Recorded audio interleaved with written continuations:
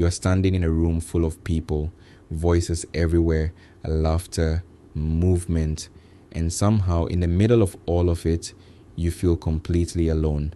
Not sad exactly, just distant, like there is a wall of glass between you and everyone else, and no one can see it but you. You are not broken. What you are feeling is one of the most ancient signals in the human nervous system, and it is trying to tell you something. Loneliness gets treated like a mood, something that passes if you just get out more. But researchers who have spent decades studying human connection say that framing misses almost everything. Loneliness is not how you feel, it is a biological alarm. For most of human history, you did not survive alone.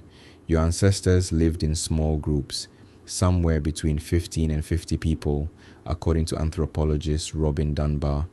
In those groups, isolation was not uncomfortable, it was a death sentence. A person cut off from the group could not hunt, could not defend against predators, could not raise children. The social bond was the survival mechanism. So your brain evolved to monitor it constantly, the way it monitors hunger, the way it monitors thirst, and when it detects a threat to your connections, it fires a signal. That signal is what you call loneliness. Here's what makes this strange. The signal does not care how many people are physically near you. It cares about the quality of the connection. Neuroscientist John Cacioppo found that loneliness is specifically tied to perceived disconnection, the feeling that you are not truly known, not truly seen. That is why you can feel it in a packed room. That is why you can feel it in a marriage. Your nervous system does not register warm bodies. It registers genuine attunement. Cacioppo also showed that chronic loneliness triggers a real physiological stress response. Cortisol rises, inflammation increases, the brain enters hypervigilance, scanning the world not for connection but for threat. Other people begin to look less like allies and more like dangers.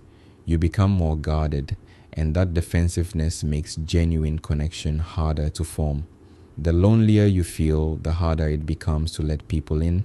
Now bring that ancient machinery into a city of 20 million people. Your brain was designed for a group of 50. It cannot form the slow, repeated bonds that register as genuine attachment with thousands of strangers. It gets noise instead of signal, faces without names, names without history, interactions without continuity, and it reads that noise as absence.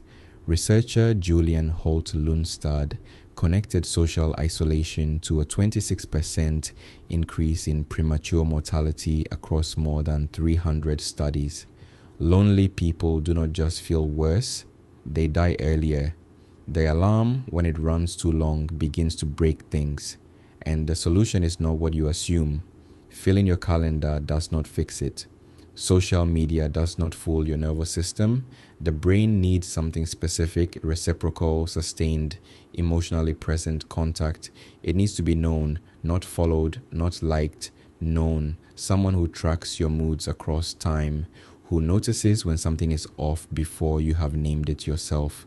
Dunbar's research found that the human brain can maintain around 150 meaningful social connections, but within that, an inner circle of only about 5 people carries the deepest emotional weight.